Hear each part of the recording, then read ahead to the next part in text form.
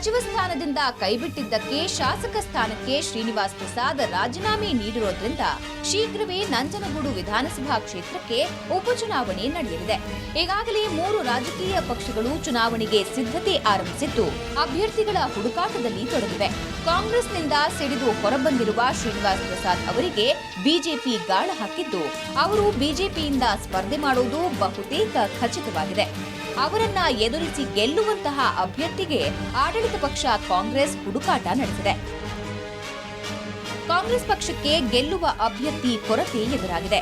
ಚಾಮರಾಜನಗರ ಸಂಸದ ಧ್ರುವನಾರಾಯಣ್ ಚುನಾವಣೆಯಲ್ಲಿ ಸ್ಪರ್ಧೆಗೆ ನಿರಾಕರಿಸಿದ್ದಾರೆ.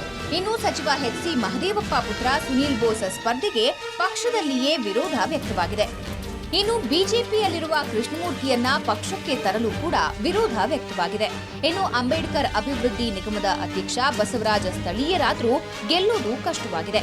ಇನ್ನು ಕೆಪಿಸಿಸಿ ಅಧ್ಯಕ್ಷ ಜಿ ಪರಮೇಶ್ವರ್, ಕಾರ್ಯಾಧ್ಯಕ್ಷ ದಿನೇಶ್ ಗುಂಡೂರಾವ್ ಚುನಾವಣೆ ಜವಾಬ್ದಾರಿ ಹೊರೋದಕ್ಕೆ ಹಿಂದೇಟು ಹಾಕಿದ್ದಾರೆ ಎನ್ನಲಾಗಿದೆ. ನಂಜನಗೂಡು ಉಪಚುನಾವಣೆ ಕಾಂಗ್ರೆಸ್ ಪಕ್ಷಕ್ಕಿಂತ ಸಿಎಂ ಸಿದ್ದರಾಮಯ್ಯಗೆ ಪ್ರತಿಷ್ಠೆಯಾಗಿದೆ. ಶ್ರೀನಿವಾಸ್ ಪ್ರಸಾದ್ ವಿರುದ್ಧ ತಮ್ಮ ಜಿಲ್ಲೆಯಲ್ಲಿಯೇ ತಮ್ಮ ಪಕ್ಷದ ಅಭ್ಯರ್ಥಿಯನ್ನ ಗೆಲ್ಲಿಸಿಕೊಂಡು ಬರದೇ ಇದ್ರೆ ಪಕ್ಷದಲ್ಲಿ ಸಿಎಂ ಇಮೇಜ್ಗೆ ಧಕ್ಕೆಯಾಗುತ್ತೆ. ಸಿಎಂ ತವರು ಜಿಲ್ಲೆಯಾಗಿರೋದ್ರಿಂದ ಪಕ್ಷ ಹೆಚ್ಚು ತಲೆ ಕೆಡಿಸಿಕೊಳ್ಳುವ ಅಗತ್ಯವಿಲ್ಲ.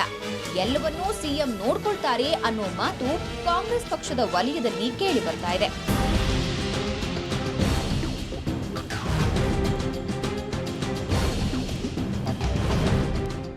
ನಂಜನಗೂಡಿನಲ್ಲಿ ದಲಿತರು ಮತ್ತು ಲಿಂಗಾಯತ ಸಮುದಾಯವೇ ಪ್ರಮುಖ ಪಾತ್ರ ವಹಿಸುವುದರಿಂದ ಶ್ರೀನಿವಾಸ್ ಪ್ರಸಾದ್ ಬಿಜೆಪಿಯಿಂದ ಸ್ಪರ್ಧಿಸಿದ್ರೆ ಲಿಂಗಾಯತ ಸಮುದಾಯವು ಅವರ ಬೆಂಬಲಕ್ಕೆ ನಿಲ್ಲುವ ಆತಂಕ ಇದ್ದು ಅದನ್ನು ತಪ್ಪಿಸಿ ಗೆಲುವು ಪಡೆಯಲು ಶ್ರೀನಿವಾಸ್ ಪ್ರಸಾದ್ಗೆ ತಕ್ಕ ಸ್ಪರ್ಧಿ ಹುಡುಕೋದೇ ಆಡಳಿತ ಪಕ್ಷಕ್ಕೆ ತಲೆನೋವಾಗಿದೆ.